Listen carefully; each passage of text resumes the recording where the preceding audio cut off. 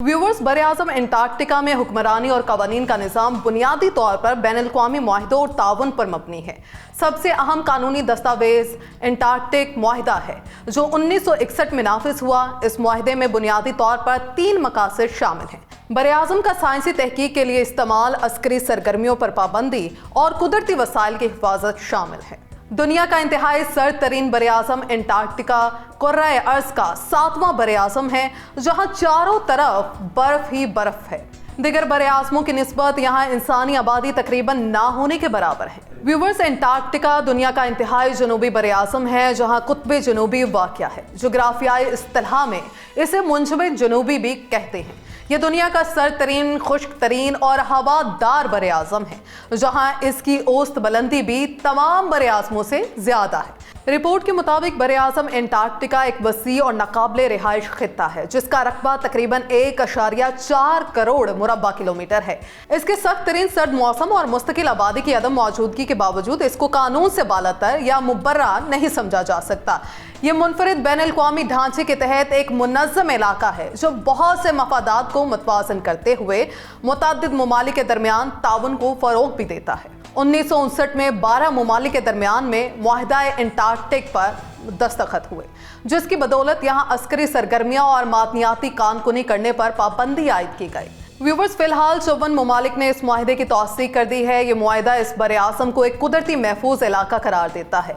इसके अलावा मज़कूरा मुआहदे में इस खित्ते को साइंसी तहकीक और बर-ए-आज़म की माहौलियात की हिफाजत के कामों की हौसला अफजाई के लिए मुख्तस किया गया था। मुख्तलिफ तहकीकी काम सर अंजाम देने के लिए दुनिया भर से अंटार्कटिका पहुंचने वाले साइंसदानों की तादाद हर साल मौसम गर्मा में 5000 से ज़ायद हो जाती है, जबकि मौसम सरमा में यह तादाद कम होकर 1000 रह जाती है। अंटार्कटिका 98% बर्फ से ढका हुआ है जिसके बायस वहाँ कोई बाकायदा मुस्तकिल इंसानी बस्ती नहीं। सिर्फ साइंसी मकासद के लिए वहाँ मुख्तलिफ ममालिक के साइंसदान क़याम पज़ीर हैं। मुआहदे के तहत अंटार्कटिका को गैर फौजी इलाका करार दिया गया है और वहाँ मुसल्लह अफवाज की सरगर्मियों पर मुकम्मल पाबंदी आयद है। ये मुआहदा अंटार्कटिका के माहौल की हिफाजत और उसको फ़रोग़ फराहम करता है। इसके अलावा अंटार्कटिका में जौहरी धमाके करना भी सख्ती से ममनू है। व्यूवर्स, अंटार्कटिका में काबिल इत्तला कवानीन की अगर बात की जाए तो अगरचा अंटार्कटिका में कोई जामिया और कानूनी फ्रेमवर्क नहीं, इसलिए मुख्तलिफ बैनुल-अक़वामी और कौमी कवानीन यहाँ नाफिज किए जाते हैं।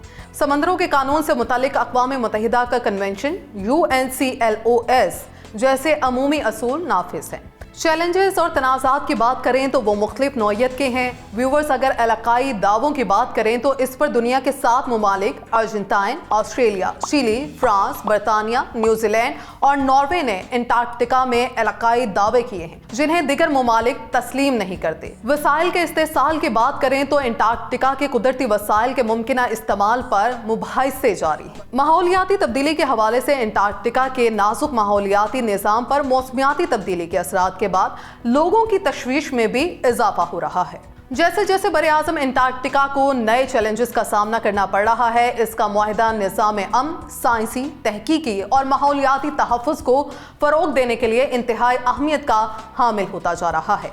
व्यूवर्स, आपको बर-ए-आज़म अंटार्कटिका में हुक्मरानी और कवानीन से मुतालिक यह इन्फॉर्मेटिव वीडियो कैसी लगी, हमें कमेंट सेक्शन में अपनी फीडबैक ज़रूर दीजिएगा और इस वीडियो को लाइक कीजिएगा और ज़्यादा से ज़्यादा शेयर भी कर दीजिएगा। अगले व्लॉग तक मुझे दीजिए इजाज़त। अल्लाह ने के बाद।